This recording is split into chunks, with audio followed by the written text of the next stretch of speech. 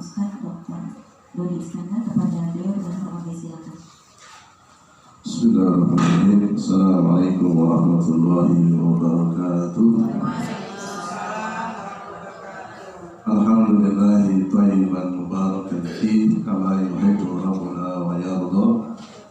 Asyhadu an la ilaha illallah wahdahu la syarika lah wa asyhadu anna Muhammadan abduhu wa rasuluhu amma ba'du. Qala Allah ta'ala fi kitabihil karim, ya ayyuhalladzina amanu qu anfusakum wa ahlikum nar wa quduhan nas wal hijarah. Wa qala Rasulullah sallallahu alaihi wa ala alihi wasallam, kullu mauludin yuladu 'alal fitrah. Yang pertama yang saya hormati Ketua Pimpinan Aisyah Kota Pontianak beserta jajarannya, ibu-ibu sekalian yang telah hadir di ruang ini, semoga Allah Subhanahu wa taala berkenan menurunkan ilmunya kepada kita sehingga nanti kita bisa mengamalkannya sebagai bekal untuk menghadap Allah Azza wa Jalla. Salawat teriring salam semoga tercurah limpahkan kepada Nabi kita Muhammad sallallahu alaihi wa ala alihi wasallam beserta istri-istri beliau, keluarga beliau, ahli bait beliau, segenap para sahabatnya dan umatnya yang senantiasa mengikuti tuntunannya.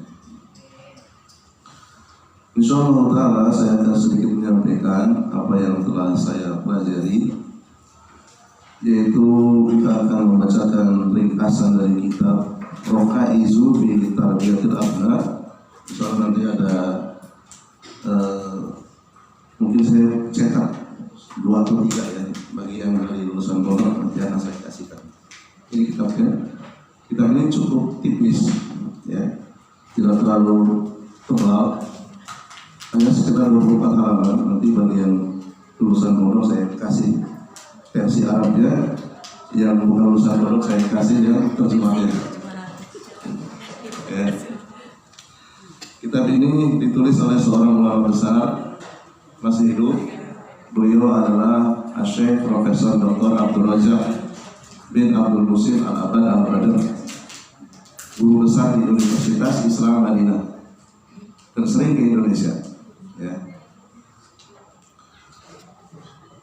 Raqaizu fi Tarbiyatil Abna ya, kitab ini memberikan pencerahan kepada kita tentang mentoring langit ya, kalau di bahasa kekinian mentoring langit. Bagaimana Nabi SAW memberikan tips menjaga keluarga kita, mendidik anak-anak kita. Mungkin bagi sebagian ibu-ibu yang mungkin sudah terlalu jauh melewati masa pernikahan, bahkan mungkin ada yang sudah punya cucu ya. Mungkin materi ini agak sedikit basi gitu ya, karena sudah lewat. Tapi insya Allah ilmu itu tidak ada habisnya. Artinya apa? Ilmu itu selalu bermanfaat. Kalaupun kita sudah melewati masa-masa itu, kita bisa menyampaikannya kepada anak kita atau kepada cucu kita. Insya Allah tetap bermanfaat. Baik, saya bacakan dari beberapa penulis sebagai bentuk apresiasi kepada penulisnya, Syekh Abdul Razak bin Abdul Musin Al-Abad. Alhamdulillahirabbil alamin wassalatu wassalamu ala abdillah wa rasulih wa khalilih nabiyina Muhammadin wa ala alihi wa ashabihi ajma'in, amma ba'du. Fa inna min ahamil wajibatil jasimati wal amanatil azimah allati yajibu 'alal abdi an ya'taniya biha fi hadhil hayat. Sesungguhnya kita yang hadir di sini telah diberikan amal yang sangat besar, yaitu keturunan, termasuk yang berbicara juga ya. Kita semua di sini diberikan amanah yang sangat besar. Beberapa ayat yang menyinggung suami ataupun istri yang telah diberikan keturunan Di antaranya adalah surat Al-Ma'arij ayat yang ke-32, walladzina hum li amanatihim wa ahdihim ra'un. Dan orang-orang yang beriman itu adalah orang yang menunaikan amanah dan janji. Jadi anak itu adalah amanah. Kemudian yang kedua surat Al-Anfal ayat yang ke-27. Ya ayyuhalladzina amanu la takhulullaha wa rasul wa takhulu amanatikum wa antum ta'lamun. Wahai orang-orang yang beriman, janganlah kalian mengkhianati Allah dan Rasulnya.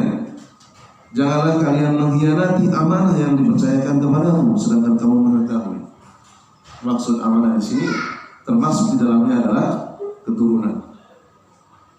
Kemudian yang ketiga, As-Surah ayat 49. Yahabu liman yasha'u inasan wa yahabu liman yasha'u dzukur. Allah yang telah memberikan keturunan baik itu anak laki-laki maupun anak perempuan kepada siapa yang dikehendaki. Kemudian yang terakhir surat At-Tahrim ayat yang kelima. Ya ayyuhalladzina amanu qu anfusakum wa ahlikum nara wa quduhan nas wal hijab. Wahai orang yang beriman, peliharalah anfusakum, diri-diri kalian, wa ahlikum, dan keluarga kalian, naron, dari api neraka yang bahan bakarnya adalah manusia dan batu. Ayat ini ditafsirkan oleh Khalifatul Rasyid Ali bin Abi Thalib radhiyallahu anhu. Jadi kalau ada kata-kata radhiyallahu anhu berarti ayahnya itu bukan muslim. Ya. Beliau menafsirkan ku anfusakum, jagalah dirimu, wa ahlikum, dan keluargamu, maknanya adalah alimuhum wa adibuhum. Itu tafsirnya. Dan ini disepakati oleh para sahabat yang lain. Ya. Ajarkanlah ilmu kepada mereka. Ajarkanlah adab Islam kepada mereka. Ini tanggung jawab kita, Bu. Tanggung jawab saya sebagai kepala keluarga, tanggung jawab kedua orang tua. Ilmu yang dimaksud adalah, kata Al-Imam Ahmad, ilmu yang menggugurkan kewajiban seseorang hamba di hadapan Tuhannya. Minimal itu. Ya, di antaranya adalah ilmu tauhid. Ilmu bagaimana cara bersuci, ilmu sholat, zakat, puasa, haji. Dan kita harus sering banyak mempraktekannya di hadapan anak-anak. Teorinya mungkin sedikit saja, tapi lebih banyak praktek. Adibuhum, ajarkanlah adab kepada mereka. Maksudnya adalah yang pertama adab kepada Allah. Bagaimana cara beradab kepada Allah? Tidak berbuat syirik. Ajarkan kepada anak-anak kita. Ya. Jenis-jenis kesyirikan, syirik kecil, syirik besar. Sampaikan kepada anak-anak kita hal-hal yang membatalkan keislaman. Ya, ini bentuk adab kepada Allah Subhanahu wa taala. Kemudian adab kepada nabinya, tidaklah beribadah kecuali sesuai dengan tuntunannya. Ajarkan kepada anak-anak kita untuk tidak mengkhianati Rasulullah SAW, yaitu apa? Melakukan kebid'ahan. Ini sebagai bentuk adab kepada Rasul, menjauhi kebid'ahan. Kemudian kita ajarkan bagaimana mereka beradab kepada orang tuanya sendiri, beradab kepada saudaranya, kepada guru-guru yang mengajarkan agama di sekolah, mengajarkan ilmu-ilmu yang lainnya, dan seterusnya. Kemudian hadis yang berkaitan dengan perintah kita untuk menunaikan amal yang sangat besar, yaitu menjaga keturunan kita, mendidiknya, dan seterusnya. Di antaranya hadis Bukhari nomor 5188 dan Imam Muslim nomor 1629. Kullukum ra'in. Setiap kalian adalah pemimpin. Wa kullukum mas'ulun an ra'iyatihi. Setiap kalian akan dimintai pertanggungjawabannya terhadap yang dipimpinnya. Al-imamu ra'in huwa mas'ulun an ra'iyatihi. Setiap kalian adalah kepala atau pimpinan yang akan ditanya tentang yang dipimpinnya. Warrajulu ra'in fi ahlihi wa huwa mas'ulun an ra'iyatihi. Setiap kepala keluarga dia akan ditanya tentang keluarganya. Wal mar'atu, dan setiap ibu rumah tangga kena juga ya. Ra'iyatun fi baiti zawjiha. Dia akan ditanya tentang keadaan rumahnya. Wa huwa mas'ulatun an ra'iyatihi. Ketika suaminya mencari nafkah, dia berada di dalam rumahnya, dia akan ditanya tentang rumah dan istri. Wal khadimu ra'in wal khadimu ra'un fi mali sayyidihi wa huwa mas'ulun an ra'iyatihi. Dan pembantu juga, pemimpin, ketika majikannya pergi dari rumahnya, dia akan ditanya tentang tanggung jawab mengurus harta majikannya. Kata para ulama, kata mas'ulun di sini yang berkaitan dengan orang tua, Allah akan memanggil kedua orang tuanya dulu. Ya. Allah akan memanggil kedua orang tuanya dulu sebelum memanggil anaknya. Jadi anaknya itu nomor 2, nomor 1 orang tuanya dipanggil dulu. Berarti kita yang ada di sini nanti dipanggil dulu sebelum anak-anak, karena kita dipanggil oleh Allah SWT. Setelah itu baru anak kita ditanya bagaimana dia berbakti atau tidak kepada kedua orang tuanya. Ibnu Umar radhiyallahu anhu, disebutkan radhiyallahu anhu, berarti Ibnu Umar dan ayahnya dua-duanya muslim. Ibnu Umar radhiyallahu anhu, beliau mengatakan, adib ibnaka, ajarkan akhlak kepadamu, fa innaka mas'ulun an waladi, karena sungguh Anda akan dimintai tanggung jawab tentang anak Anda. Ya. Mada adab tahu, nanti Allah akan bertanya seperti itu, apakah Anda telah mengajarkan adab kepada anakmu? Wa mada alam tahu, sudahkah Anda telah mengajarkan ilmu syariat kepadanya? Wa annahu mas'ulun an birrika wa tawaiyatihi lak, sungguh anakmu juga akan ditanya bagaimana dia baktinya kepada kedua orang tuanya. Kemudian Allah sebutkan juga dalam surat Luqman, dan surat Luqman ayat 14 dan Al-Haqqam ayat 15, yang artinya kami telah memberikan wasiat kepada setiap manusia untuk berbakti kepada kedua orang tuanya. Ibu sekalian rahimani wa rahimakumullah, kalau kita petakan ya, di dalam mendidik anak itu ada 2 garis besar. Yang pertama adalah pendidikan internal, pendidikan yang masih dalam rumah. Yang kedua adalah pendidikan eksternal. Ya. Pendidikan internal ini dimulai bukan semenjak, kalau misalnya kita tanya, kapan mulai kita mendidik anak kita? Mungkin di antara kita beda-beda jawabannya. Kira-kira kapan, Bu? Kapan kita mulai mendidik anak kita? Sejak dalam rahim. Bagus. Ada lagi? Beda mungkin? Ketika memilih pasangan, betul. Itu jawaban para sahabat. Ya. Jadi mendidik anak, ada yang mengatakan semenjak lahir, ada yang mengatakan semenjak dia bisa bicara, ada yang mengatakan semenjak dalam rahim. Namun yang paling benar adalah semenjak memilih pasangan. Itulah mulai mendidik anak. Jadi Islam itu sangat jauh visioner. Ya. Jadi setiap suami, calon suami atau calon istri, dia harus bisa memilih pasangan yang kira-kira cocok sebagai pendidik bagi keturunannya.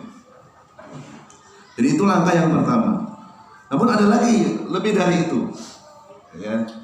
Jadi mendidik anak sejak kapan? Sejak induknya ini belajar agama. Sejak belajar agama. Lebih dulu lagi, ya. Jadi dia belajar dulu ilmu-ilmu yang nanti menjadi bekal untuk membina rumah tangganya. Jadi sebelum mencari pasangan dia belajar dulu.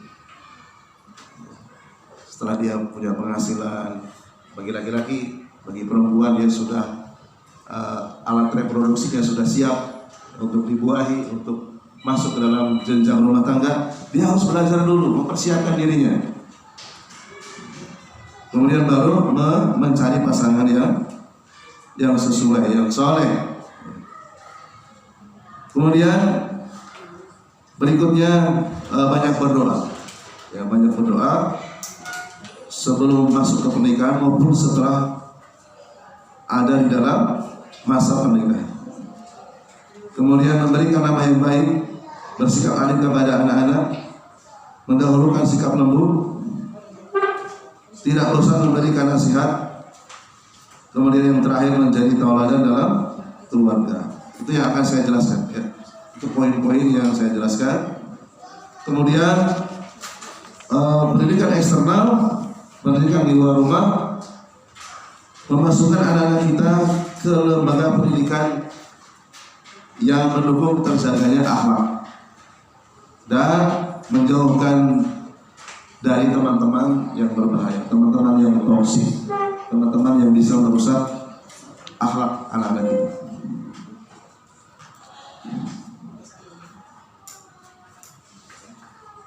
Pada dasarnya manusia itu lahir dalam keadaan bertauhid semuanya, termasuk orang-orang anak-anak keturunan dari orang-orang kafir, semuanya itu bertauhid.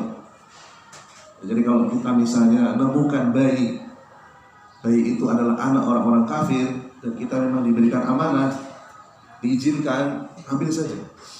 Karena anak itu sebetulnya dalam keadaan bertauhid. Dalilnya apa?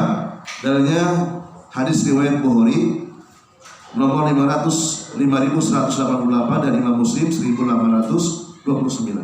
Rasulullah mengatakan kullu mauludin, setiap bayi yuladu yang dilahirkan alal fitrah, di atas fitrah.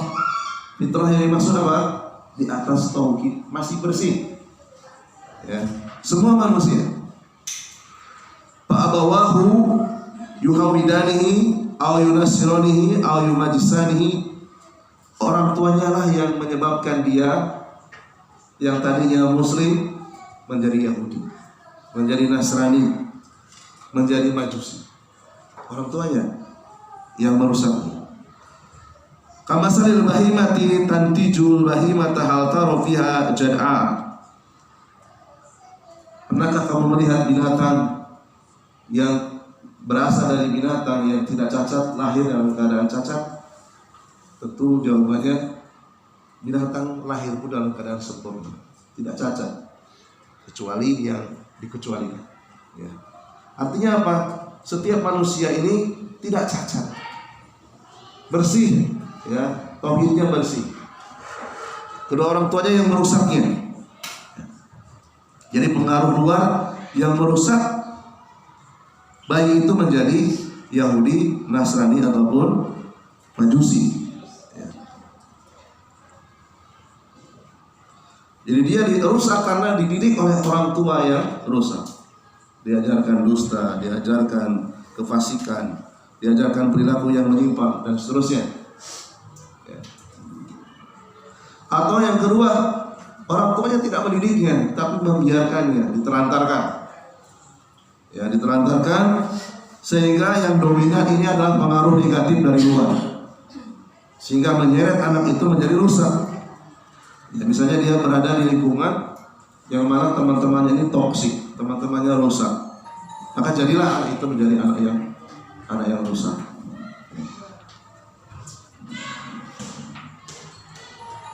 Kemudian dalil yang menyebutkan bahwa setiap manusia dia harus bisa memilih pasangan yang tepat. Jadi ini ilmu untuk kita sampaikan kepada anak-anak kita nanti. Ya. Hadis sahih riwayat Bukhari 5090 dan Sahih Muslim 1466. tunkahul mar'atu li arba'ati. Wanita itu dinikahi karena 4 pilihan. Ya. Yang pertama lima liha. Yang kedua lihasabiha. Yang ketiga wajamaliha. Dan yang keempat walidiniha. Yang pertama pilihan karena hartanya. Hartanya banyak, gajinya besar. Pilihan yang kedua karena keturunannya. Wah, ini keturunan Syarif ini, ya. Keturunan Habibah, keturunan raja-raja. Wah, ini bibit unggul. Atau yang ketiga karena kecantikannya, karena parasnya. Dan yang keempat karena agamanya. Rasulullah SAW memberikan nasihat, ya. Ketika disebutkan hadis ini, beliau memberikan nasihat walaupun tidak dilarang, ya, seorang laki-laki itu memilih pasangan karena 4 opsi tadi, tapi Rasulullah tetap memberikan nasihat fadfar bidatid din, pilihlah, ya, karena wanita tersebut memiliki agama yang baik. Taribat yadaka, pasti kamu akan beruntung, ya, pasti kamu akan beruntung. Dan perlu diingat bahwasanya walaupun seorang laki-laki berupaya memilih seorang wanita yang akan dijadikan calon ibu bagi anak-anaknya, memilih berusaha sekuat tenaga dengan cara apapun, berapapun biayanya, tetapi takdir Allah tidak akan meleset. Karena secara umum at-thayyibatu di dalam Al-Quran lit-thayyibina, para wanita-wanita yang salehah, wanita-wanita yang baik itu hanya diperuntukkan untuk laki-laki yang baik, tidak akan meleset, ya, kecuali ada beberapa orang yang dikecualikan, ya, seperti Fir'aun misalnya, istrinya salehah, Nabi Lut, Nabi Nuh, 2 orang soleh, istrinya tidak soleh, itu pengecualian. Tapi secara umum seperti itu, ya. Al-Imam Ibnu Katsir beliau mengatakan terhadap ayat yang tadi saya bacakan, maka Allah liyas'ala Aisyata zawjatu li Rasulillah illa wa hiya thayyibah li'annahu atyabu min kulli thayyibin minal bashar walau kanat khabisah lama sulhat lahu. Allah tidaklah menjadikan Aisyah sebagai istri Rasulullah, melainkan pasti Aisyah adalah wanita yang baik, ya. Karena Rasulullah manusia terbaik. Jika Aisyah itu wanita buruk, tentu tak layak jadi pendampingnya. Jadi ini adalah tafsir Ibnu Katsir terhadap ayat An-Nur ayat yang ke-25. Wa thayyibatu lit-thayyibin, ya. Wa thayyibuna lit-thayyibat. Demikian juga para laki-laki yang baik hanya diperuntukkan untuk para wanita yang baik. Jadi baik di sini maksudnya apa? Kembali ke hadis yang sempurna, baik agamanya. Baik di sini baik agamanya, ya. Sebagaimana Allah sebutkan dalam hadis yang lain melalui lisan Nabi yang mulia, innallaha ta'ala la yanzuru ila suwarikum wa amwalikum. Sesungguhnya Allah itu tidak akan melihat bentuk fisik dan harta-harta kalian. Walakin innama yanzuru ila qulubikum wa a'malikum. Akan tetapi Allah hanya akan melihat hati-hati kalian dan amalan-amalan kalian. Hadis ini hadis yang datang dari Rasulullah SAW melalui sahabat yang mulia Abu Hurairah radhiyallahu anhu dan dinyatakan sahih oleh Syekh Al-Albani. Jadi yang dinilai oleh Allah itu apa? Hati dan amalan. Jadi fisik kita nggak dilihat, ya. Kalau gitu nggak usah berdandan, ya Ustaz, nggak usah berdandan saja. Ya nggak juga. Tetap wanita itu berdandan, ya. Tetap berhias untuk suaminya, berhias untuk teman-temannya, ya. Nggak masalah. Tapi maksudnya adalah kebaikan seorang wanita itu bukan terletak pada fisiknya saja, tapi yang paling penting adalah terletak pada hati dan amalannya. Itu yang dilihat oleh Allah Subhanahu wa Ta'ala. Jadi kalau ada seseorang agamanya sudah baik, hartanya juga melimpah, keturunan dari keturunan yang baik, fisiknya juga indah, berarti itu bonus itu. Ya, bonus untuk suaminya. Ya. Kalau memang itu terkumpul semuanya. Ya. Jadi hati yang baik maksudnya adalah hati yang terbebas dari, hati yang bersih dari kotoran. Apa kotorannya? Yang pertama adalah syirik, yang kedua adalah bid'ah, yang ketiga adalah maksiat. Itu maksudnya. Kemudian seseorang akan dilihat oleh Allah SWT dari hatinya dan amalannya. Amalan yang dimaksud adalah amalan yang dikerjakan dengan ikhlas dan mengikuti tuntunan Nabi Sallallahu Alaihi Wasallam. Kemudian berikutnya penjelasan dari doa kedua orang tua itu sangat besar andilnya di dalam perkembangan anak-anaknya. Hadis yang diriwayatkan Imam Abu Dawud, Imam Tirmizi, dan dinyatakan oleh Sahih oleh Al-Albani. Jadi doa kedua orang tua ini punya peluang sangat besar. Kalau mau di persentasenya di atas 50% doa itu terkabul. Ya, bisa 70%, bisa 80%, bisa 90%, atau bisa 100%. Doa kedua orang tua itu pasti dikabulkan. Dalilnya salah sudawati mustajabat, 3 doa yang pasti dikabulkan oleh Allah. Fihinna da'watil walidi, yang pertama doa kedua orang tua. Kalau sebutkan yang pertama. Ya. Yang kedua wa da'watil musafir, doa orang yang sedang safar. Yang ketiga wa da'watil madhur, doa orang yang dirugikan, yang terzalimi, baik itu hartanya, kehormatannya, ya, dan seterusnya. Ini menunjukkan bahwa orang tua ya sesering mungkin dan sebanyak mungkin tidak meninggalkan doa untuk keturunannya. Dan di antara para nabi juga mereka berdoa setiap waktu. Di antaranya doa Nabi Ibrahim yang Allah abadikan dalam surat As-Saffat ayat yang ke-100. Rabbi habli minas sholihin. Ya Allah, berikan aku anak-anak yang soleh. Kemudian dalam surat Ibrahim ayat yang ke-40, Rabbi ij'alni, ya Allah jadikan aku muqimah sholat, orang yang rajin menunaikan sholat. Wa min dzurriyyati, demikian juga keturunan-keturunan.